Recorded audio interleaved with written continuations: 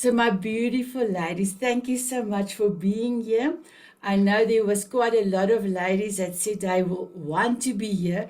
They want to come and listen to Marlon, Marietjie, and Dino, but they have load shedding, and their load shedding started 8 o'clock.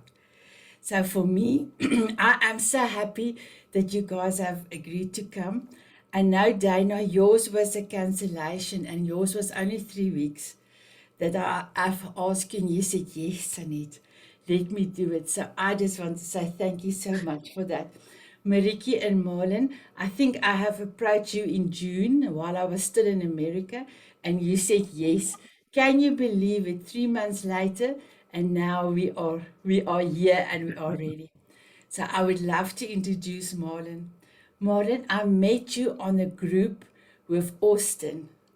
Mhm. And you were very quiet, but when he introduced you and say what you have done, that was quite impressive. But can I say, when you started to talk, I wanted to listen to you. And I took a deep breath, and I said, please, my Lord, if it's willing, can I ask Marlon to come to speak to us? And I got this warm feeling, yeah. And I know God said, yes, go for it. So that's why I message you, because you are important and you are so well known. And I have to tell you, come and talk to us without a budget. And you said, yes, you will. So I just want to say thank you, thank you, thank you. I really appreciate it. And just remember that it's going to go on YouTube, and there's other people's lives that you will also, all three of you, Dana and Marietjie, will touch. Maybe in 20 years from now, just think about it, 20 years from now. If YouTube is still there, the video is going to be still there. So, Marlon, if I can give it all over to you, thank you so much. Well, it's a real pleasure. And in fact, there's a secret you just said right there, and that is if you don't ask, you won't receive. So, so I'm going to actually start off and I'm going to tell you a little bit about what I believe. So I believe we have a God-given right to be successful and prosperous. I believe anyone can learn how to adjust their sight, your eyesight, to obtain freedom money. And I believe by having the right mindset and mentorship, you can grow your wealth to new heights. In a moment, I'm going to share some of those secrets that led to my money freedom and my smarter investing through goals. First, I want to thank you for being here, because there's, I'm sure, other places you could be today. And I also want to thank Danette for putting this event together, because it takes a lot of effort and energy to put on something like this. And you can see in her passion how she wants to help people in her actions. So thank you. Since we're going to spend a little time together, would it be okay to tell you a little bit about myself? Thanks. So I am an investor. I have ownership in farmland, single-family homes, apartments, hotel, condominiums, and I'm also part of a syndication real estate group where I also help raise funding for that. I network in a lot of masterminds like Board of Advisors, which is comprised of a lot of millionaires and billionaires. And I also give guidance as a financial coach for integrated wealth systems and a wealth coach for Flashpoint, your turnaround story, which some of you belong to. But I didn't start out with money. I grew up farming with my grandfather and my father. My father was a hard worker. A lot of times we'd have 1 to 3 hired hands. I learned how to work. I went on to a state university and studied soils and crops. And when I came back to the farm, I changed our cropping operation to make it more efficient and profitable. We were doing fine. But just like a physical storm that destroyed our barns, there's also spiritual storms and economic storms. And we got hit with an economic storm. You see, we lived with high debt as a way of life to farm. And I remember just like yesterday, my dad and I on one side of the desk, the loan officer on the other side of the desk, and the loan officer said to us, well, boys, you're going to have to mortgage your farmland. for us to renew your note. And I was thinking that our debt was less than it was a year ago. And they didn't need our land then. So I asked the only intelligent question I could think of. Why? And the only answer I ever got was, that's the way it has to be. Now, my dad, he was ready to do this, but I said, no, we need to talk about this further. And he agreed, and we left. I went to some of my, what I call successful business friends, who are much older and obviously much wiser than me. And I shared my situation, and none of them said that's what we would do, go and mortgage the land. Have you ever been to that point where you have no money to continue your life? That's where we were. We had to make some major changes, but we came out stronger. I mean, I understood raising crops, but I did not pay attention to the economy and how interest or tariffs or the other money decisions by the government or bankers and how they affected and control my farming operation and really my financial well-being. This was my first major turning point for me to ask, how does money work? See, I learned that working hard was not the answer. You also had to work smart too. There is so much I have learned about wealth principles over the last 35 years that I'd like to share, but obviously we do not have the time. However, Sinette wanted me to discuss goals. How many of you have a big goal written down with a date on it to accomplish it? You see, setting goals is good. Setting smarter goals is better. But being accountable for achieving your goals is the best. Let me say that again. Setting goals is good, but setting smarter goals is better. Being accountable to others for achieving those goals is your best thing. I have a friend who's very successful, and I was wanting to know more about how he became successful. And I asked my friend, he's got ownership of multiple companies. He rang the NASDAQ bell not just once, but 2 times. And now he's building $100 million philanthropic fund that will last many, many years beyond his life.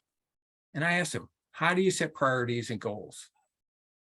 He actually goes through, and this is what he told me, I go through lots of programs each year. I spend thousands of dollars going through these programs, answering hundreds of questions to zero in on what is important to me and for my focus. Wow. How many people do you know that do that? Have you asked yourself, what is the difference between a Jeff Bezos or an Elon Musk? We all have the same 168 hours in a week. To me, the difference is not just how you use your time or set your goals. It's about your mindset. How many of you heard of The Strangest Secret by Earl Nightingale? Anybody heard that one? Yeah. And so in 1950, Earl Nightingale was inspired by the words, "We become what we think about." And that was in Napoleon Hill's book, Think and Grow Rich. And it was around the same time that Earl had bought, was an insurance agency, basically. And so he provided like weekly motivational talks. But one week he was going to be on vacation. So he did a recording, and that was in 1956. Now, while he was on vacation, the employees heard this recording. And those employees spread the word of his speech. And the demand for that recording grew so large that he and his friend, Lloyd Coynette, formed Nightingale and Coynette Corporation to manage the sales. See, who you listen to will also tell you or tell me a lot about you.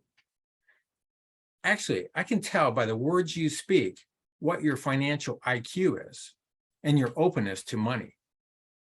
So just like Napoleon Hill wrote the book, Think and Grow Rich, and then mentored Earl Nightingale, who had that recording, The Strangest Secret, who then mentored Bob Proctor, who wrote the book, You Were Born Rich in 1984, also mentored my friend, Brian Del Maso. who has Mindset Matrix. And Brian talks a lot about mindset. What does mindset mean to you? See, mindset is something we call paradigms. It's not really a fancy word to describe all our mental programs stored in our subconscious mind, controlling all your results. See, we have a conscious mind, a subconscious mind, and a body. Once we understand these parts and how all these pieces work, we can start to change the program and get different results. I'll give you a good example. Take smoking. It's not really a physical habit. It's a mental program expressed physically. That makes sense. That's why if people want to quit smoking, they just can't crush up those cigarettes physically. They have to change their mental program if they want it to stick. Wealth building is the same thing. It's a series of mental programs expressed physically. When your internal program, your reality is poverty, your external reality is going to be poverty. In other words, as you thinketh, so shall you become. See, a lot of us have many limiting beliefs. Have you ever heard some of these? Maybe even say them yourselves. I'm just not good with money. I'll just never have enough money. Money is made to be spent. I'll never be able to retire. I'm too old. I don't have enough education. I don't have a degree. It takes money to make money. I mean, there's so many things that we don't even realize we have in our subconscious that's controlling our future. Once we start to understand this, it's like all of our results that I'm getting mentally, physically, spiritually, financially, or in relationships are all results of programs given to me by other people since my birth. By writing down your goals and then read them 10 times in the morning, 10 times at lunch, 10 times at night, not for 30 days, until you reach it. That's the principle of autosuggestion. The subconscious mind is about 1 million times more powerful than the conscious mind at storing data. We can't do something once. That's why it's small bits of information repetitively. So I read this book years ago called Jump and the Net Will Appear by Robin Crow. In fact, I believe a couple of weeks ago you had Cliff on and he talked about jump when he's standing on the cliff. So Robin talked about that. He talked about how he had to break out of his mental chains. So after I actually heard him and I read his book, I started to do his recommendations. And so I wrote down at least 10 goals with future dates that I wanted to accomplish. And I rewrote and recited them every day. Then 2 months later, I was living in a gutted remodeling home project. Literally, I had a space of about 5 by 5 that I had plasticed off so it wasn't dusty. So I didn't bring my goal booklet. And then 3 months later, after that project was done and I came back home, I came across my journal, goal journal, and I was reading through it and I was shocked. 5 of the 12 things I'd been writing down and saying every day were accomplished. I was amazed and a believer. So let me share you 10 areas that you can ask yourself these questions. What do I want my spiritual life to look like someday? Now, each of these questions, you can write down 2 to 3 goals under each one. Number 2, what do I want my physical health to look like someday? What do I want my intellectual life to look like someday? What do I want my emotional, your psychological health to look like someday? What do I want my marriage to look like? What do I want my parental relationship to look like someday? What do I want my professional vocation or my financial life to look like? And lastly, the 10th one, what do I want my avocational life to look like? It's your hobby, your free time. So you'd look at all those different areas of your life and you get 2 or 3 goals down on each one of those. Then take a look at all those and go through and pick 7 to 10 goals to focus on for 1 year. Remember, whatever gets measured gets improved. So because of my financial turning point back when I was dealing with that loan officer, my focus has primarily been around finances. And through my journey, I really learned my real purpose. See, real prosperity is defined by how much we give away, not by how much we keep for ourselves. Prosperity is about blessing, not possessing. One of the poorest ways to help poor people, of course, is to be poor ourselves. And God is able to make all grace abound to you so that you have sufficiency in all things at all times, that you may abound in every good work. That's 2 Corinthians 9:8. That is not about poverty. That is about abundance. When I am discussing financial outcomes, one of my questions I always ask, do you know your freedom number? That is when your passive income, money that does not require your full effort, is greater than your monthly expenses. That equals your freedom number. So you see, you must, just like we're taught, I kind of call it a lie, but we're taught to work like 40 hours or 40 years, save some money, give it to a financial planner, and then when you go to retire, hopefully there's enough money so you'll be set. Let me tell you, some of my friends, that is not working so well for. In fact, 2 of them want to retire this past year, but the stock market's dropping, inflation is making cost of living going up, and they're scared. They're kind of caught in that situation. So, is there a better plan? I think so. There is what I call cash flow. See, a lot of people think about it's all about having this amount of money, but for me, it's about cash flow. That is, when you create monthly income coming in every month, and that income grows with inflation, you don't need that pile of cash to protect forever, like a nest egg. That is just one thought that the wealthy create through business and real estate, that they're able to control their financial future. And the key word is control. So prosperity isn't about toys and trinkets. It's about influence and impact. So I thought I'd share 6 little steps I call to wealth. The first step is what I call the first law to obey, which precedes all others. And that is, I will form good habits and become their slave. Number 2, create a vision for your future. What is it that you want to see in your life? Be specific, just like I was saying with the goals. For example, if you want a dollar amount each month, what is it exactly? And write it down. And why you want it. Visualize it, what your life will look like once you have a targeted income. Number 3, write affirmations. One of my favorites, I used to say years and years ago, was money comes from all directions. I don't understand it. I just accept it. And I have another one that I learned from a mentor one time ago. He said, if I have a money problem and I have the money, I don't have a problem. I always love that one. Number 4, get educated about money, financial literacy. See, if you're going to be a millionaire on the outside, you got to be a millionaire on the inside first. Also, you have to seek to associate, who you associate with will determine your income.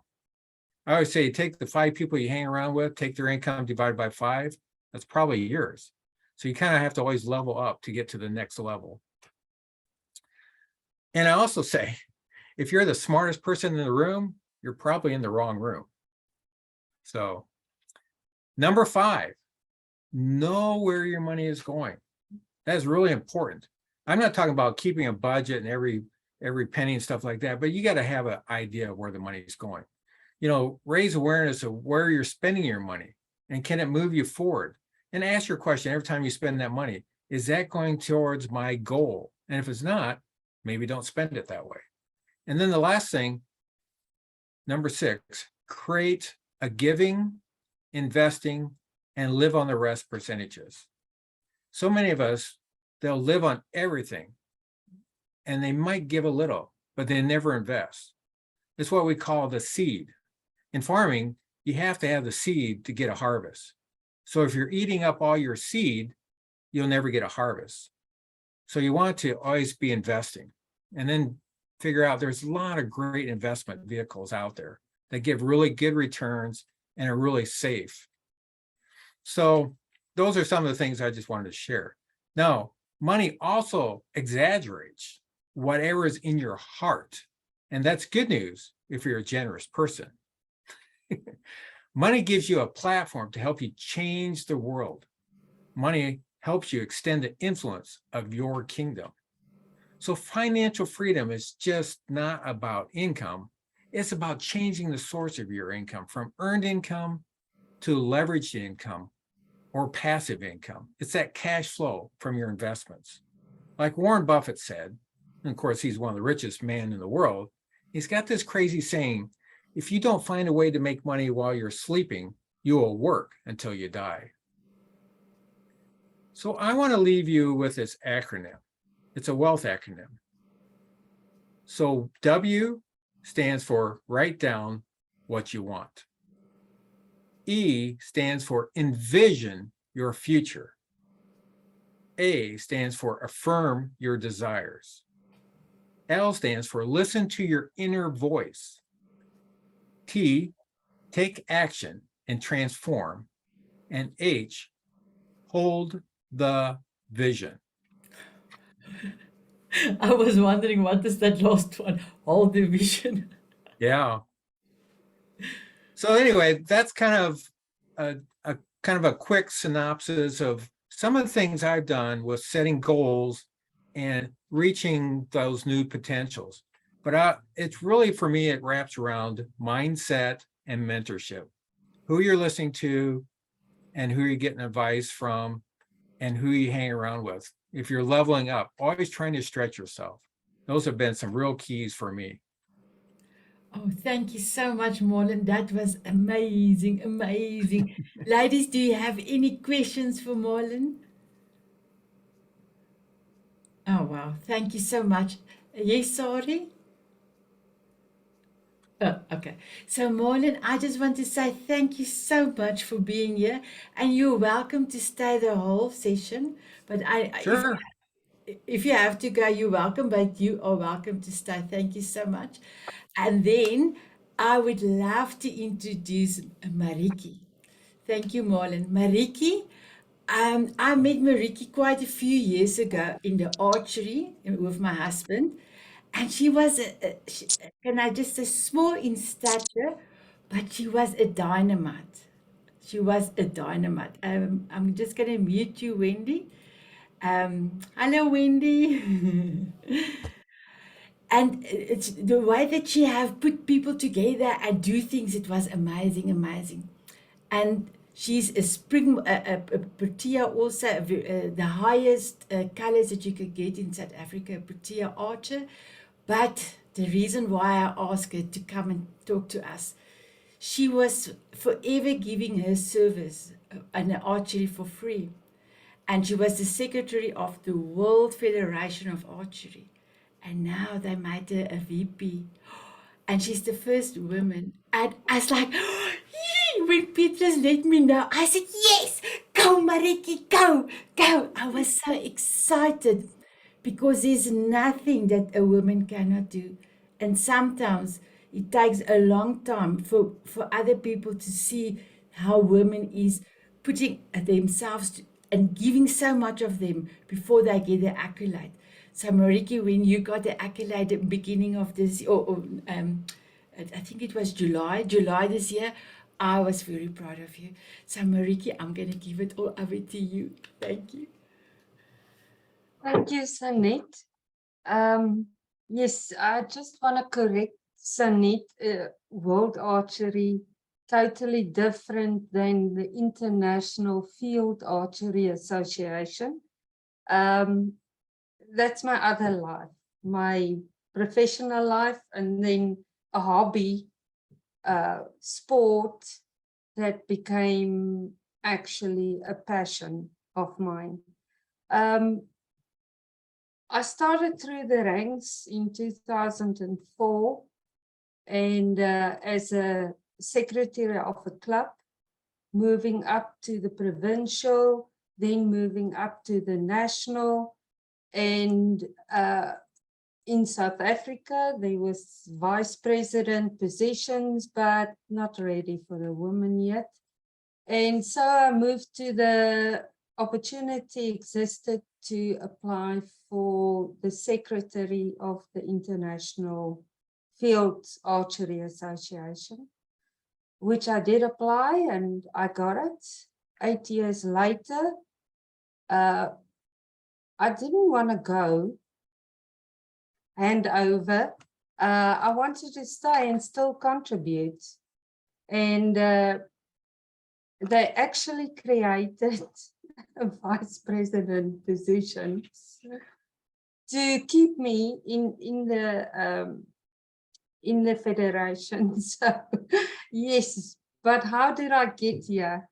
Couple of months ago, not months, last year, we had got a new president, Martin Mueller, and I was looking at our membership and I asked him, but why are there so few females on the decision-making processes of the IFAA? And he said to me, good question. Ask the question to anybody who wants to listen. So we established I established women in the IFAA work group, inviting females, archers, club secretaries to join the work group of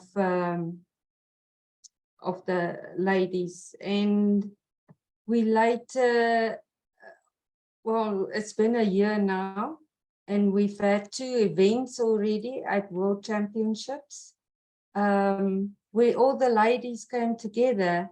And since then, we've appointed a liaison officer to the TAFISA, female, of course. The secretary that took over from me, female, of course. So we are getting there slowly but surely, and filling those positions that needs to be filled with the female administrators, officers, whatever. I want to catch up with, I think his name was Marlon left, well, he's still here. He said about setting goals. Now, for me, it would be to reach those goals, it would be the journey. How did I get there? And once you love the process, the journey, those goals will just fall into place. Because what does the journey consist of? It consists of failures. It consists of, sorry for the word, sucking at things. It would consist of, just being at the wrong place at the wrong time. But it's how you get up, how you learn from that. And that was my journey, how I got here, is the failures, the opportunities, yes. And like I said, in archery, our coaches would say copy, paste, repeat. Once you're on the line, copy, paste, repeat. And that's my journey, how I got here. So Nick, am I 5 minutes? Wow. So ladies, in the reaction button, you're welcome to give Marietjie a heart. I just want to say, Marietjie, I'm sorry I put the wrong wording, but you know, I am not an archer.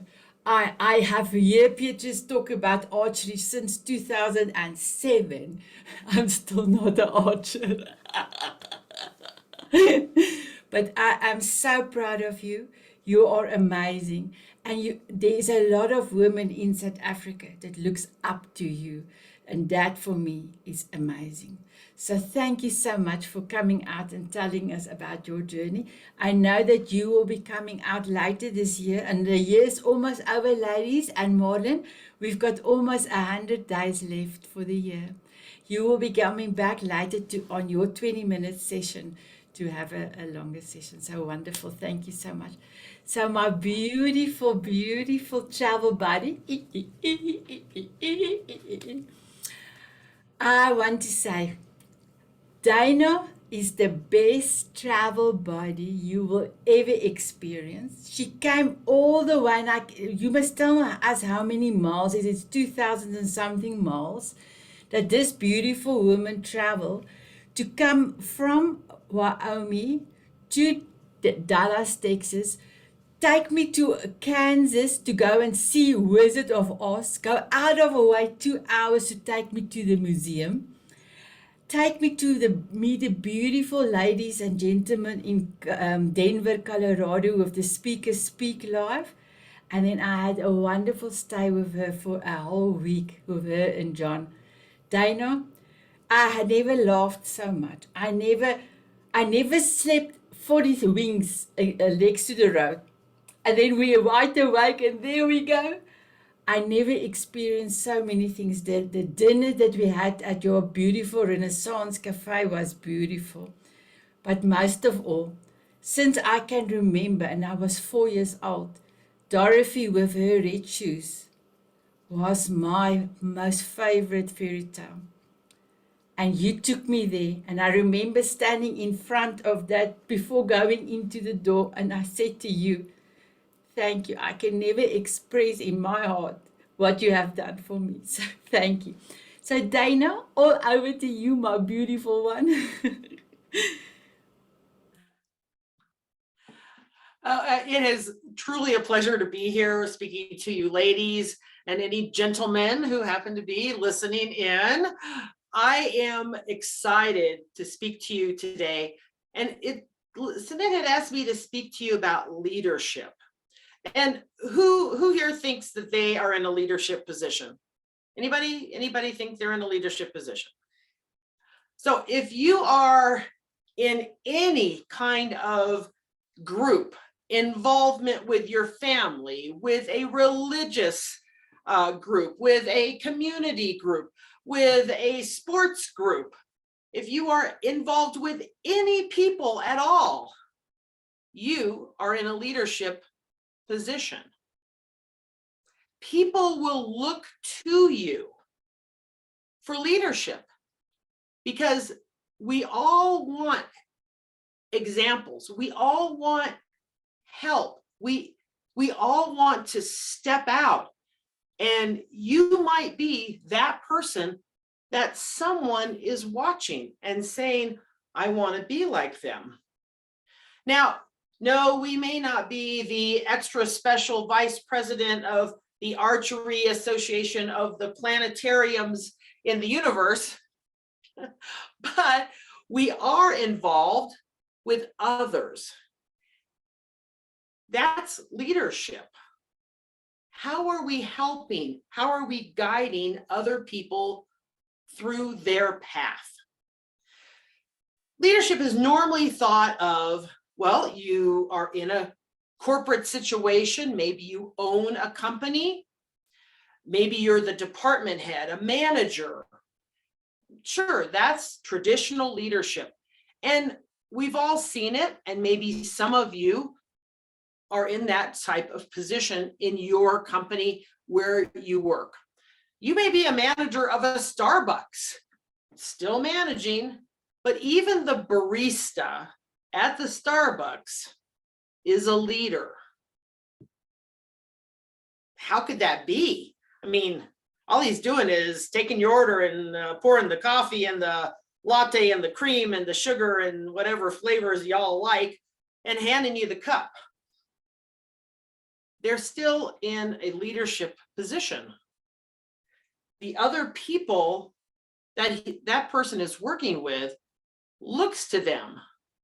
Now, truth is, they could be a poor leader, but they're still in a leadership position. Some of you may have heard of, and maybe even taken those tests, you know, for your personality styles, leadership styles. Anybody take any of those tests? You know, are you a MJKZP? I don't know what any of those letters mean. All I know is I'm an extrovert and I just yak and talk and do. That's my thing. But my husband, my dear sweet husband, he's an introvert and he is a thinker. Now, that's not to say I don't think, but I certainly do before I think many more times. In leadership, there are also tests that we can take on our styles. There is the democratic, transformational, autocratic, and there's one laissez-faire. So you can be any of those, and I think you can be more. But no matter what style you are, and no matter what position you're in, I'm going to encourage you to think about doing your leadership path with kindness. We've all have heard of or have experienced managers, bosses, the president, the CEO, the poor little department head that doesn't know what they're doing. We've all heard of or experienced those people who have been less than kind. They've yelled at people, they've cussed at people, they've pushed people, they've given them shifts that they didn't ask for, they've given you projects that you weren't prepared for. These things happen. We all have seen, or again, have heard of people working for those people. I've worked for those people. It's not pleasant. And the truth is, when you're working for someone like that, how much effort do you really put in? You're there for the paycheck. You're not there to give your best. You're just looking for paying the rent. Instead, if you work for a leader who is understanding, who is looking to understand you, looking to find your best traits to utilize you to your fullest potential, what are we really ready to do? We're ready to give our all. So when you are in a leadership position, the word kindness always seems a little soft and fuzzy. Oh, how's everybody doing? Dolly, are you okay? Well, there's much more to it than just being fuzzy. Kindness is looking at each one of your people to see what their potential is. What are their goals? And how can you help them reach them? If you invest yourself in the people you work with, they are invested in you. Long time ago and far, far away, I worked for a company, and one of the directors would stand at the back door. Now, this was an unusual company. Everyone in the building left at 5 o'clock. At 5:15, the building was empty. Except for him. He would stand at that back door that went out to the parking lot. And as people filed out, he would be standing there with a soda or maybe chomping an apple. Hey, thanks for coming in today. Great work today. Looking forward to seeing you tomorrow. Have a nice weekend.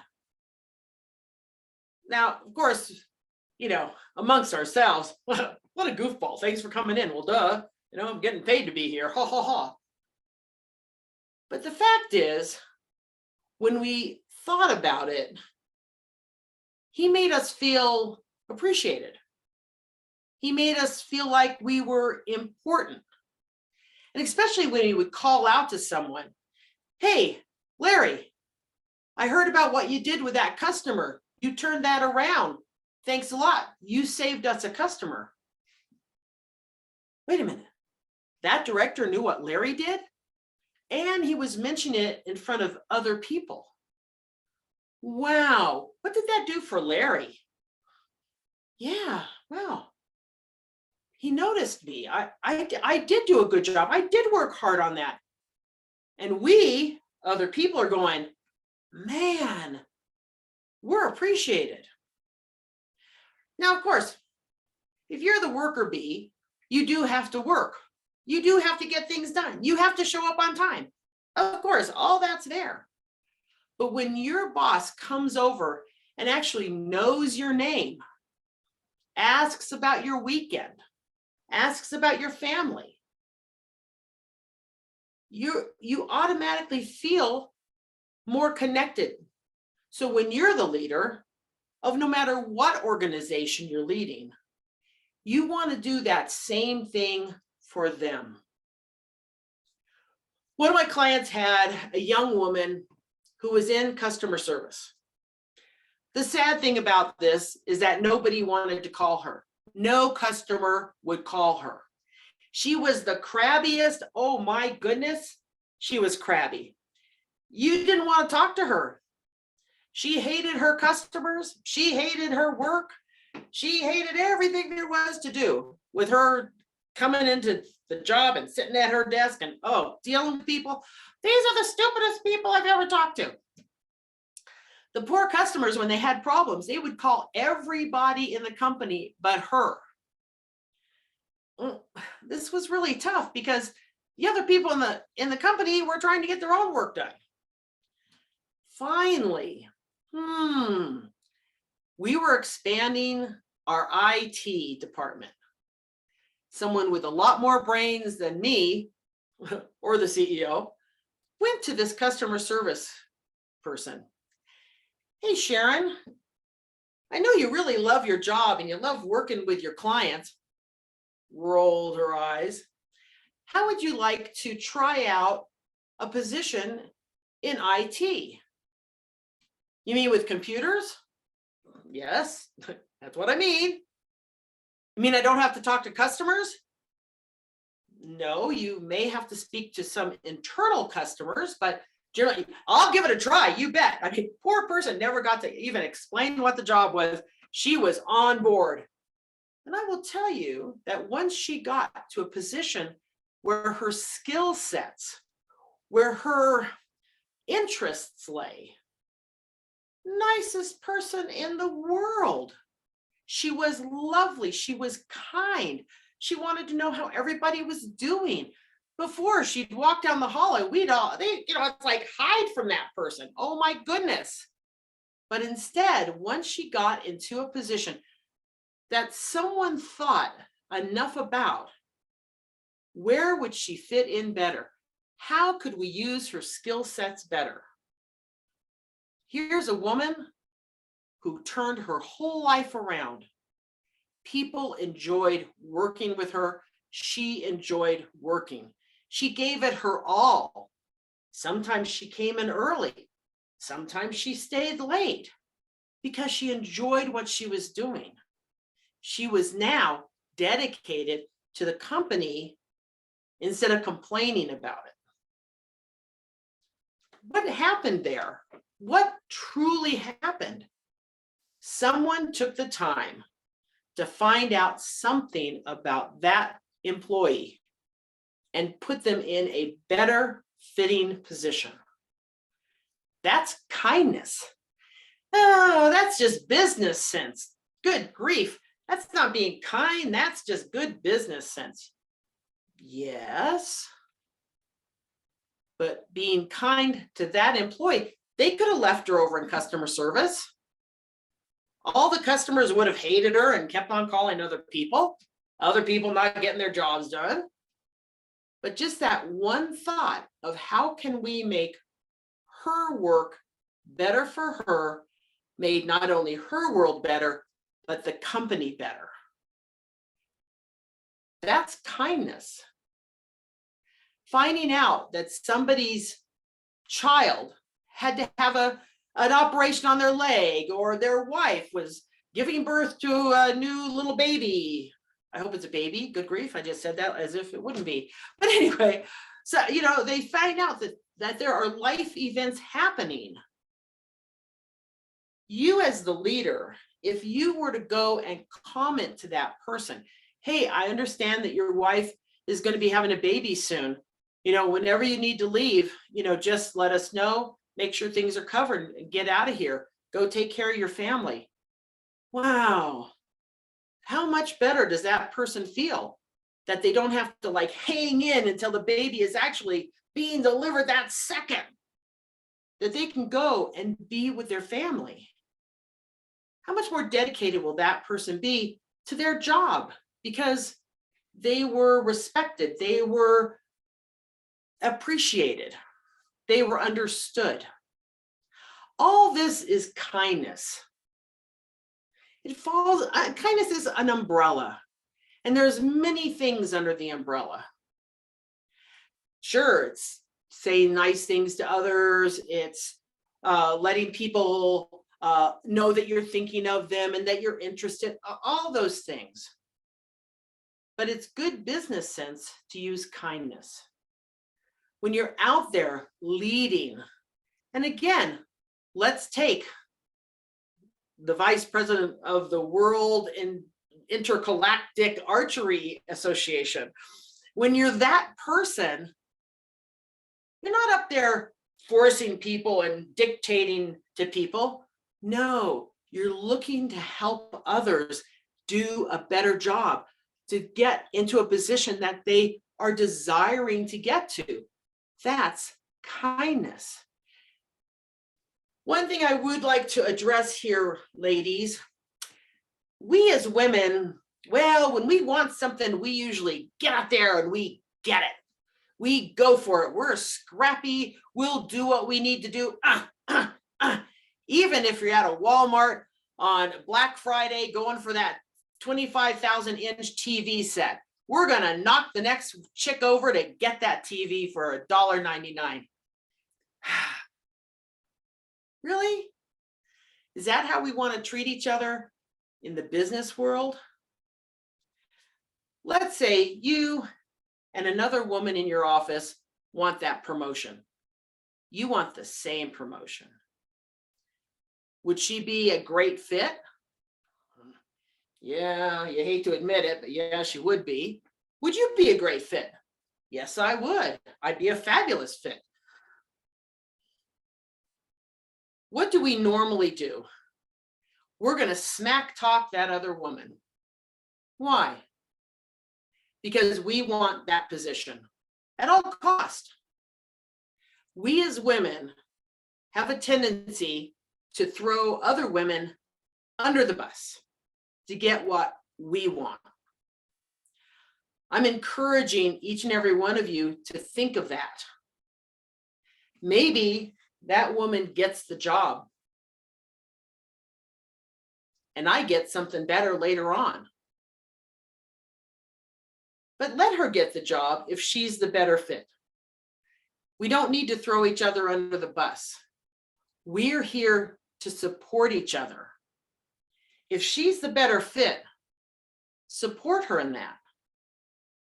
Yes, you may not get that promotion. You may not get that extra money. But you know what? Not only will she remember that you supported her, but others will see that you're supporting her.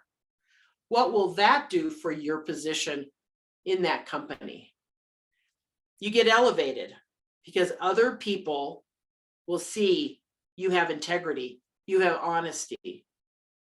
Be sure we don't throw the sisters under the bus. Let's encourage each other. Let's lift each other up. And when there is a a webinar, a seminar, a Zoom call. When you can, jump on, support a sister. Let her know that you care about her. Let her know that you want to be there. How can you help? Hey, can you come speak on a date? Say yes if you can.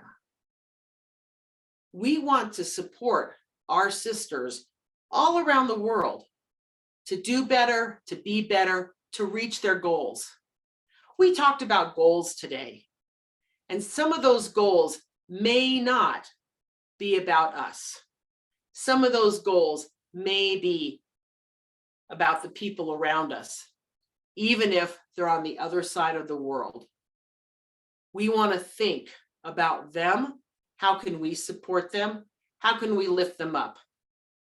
We may not be able to speak to somebody for weeks at a time. That doesn't mean we're not speaking about them, lifting them up in a positive way, encouraging other people to get involved. So ladies, lead with kindness, lead with integrity, and stop throwing our sisters under the bus. Sinead. Wow, wow, wow, wow, wow, wow, wow. Ladies, that you love that, give us some hearts, give us some hearts. Yes, my heart. Thank you, my beautiful Dana. I love it. I love it. I love it. And you know, that is what I want to do. I wanted to show ladies they can come and speak to anybody. They can put themselves out there because all of us have a story. And sometimes we just need a platform for our stories. And I have the platform. I will create the platform for us. So now, my beautiful Dana, thank you. My beautiful Marietjie, thank you so much. And Marlon, I want to ask all of you to put on your cameras. I'm going to stop the recording and we're going to play out with Dana's Forever song. So Dana, I'm going to ask you and then I will stop the recording. Why did you choose this beautiful song? I chose We Are Family, and I chose that because I truly believe that no matter where we are in the world, that we're connected by compassion, by charity, by caring, and we're all the same. We may be different colors, different religions, different backgrounds, but we're all the same. So we really are one family that should be reaching up and helping each other. I love this song. And I have spent more than 8 days with Dana, 24 hours. And I don't know of any person that has a bigger heart than you. So thank you so much. So I'm going to stop.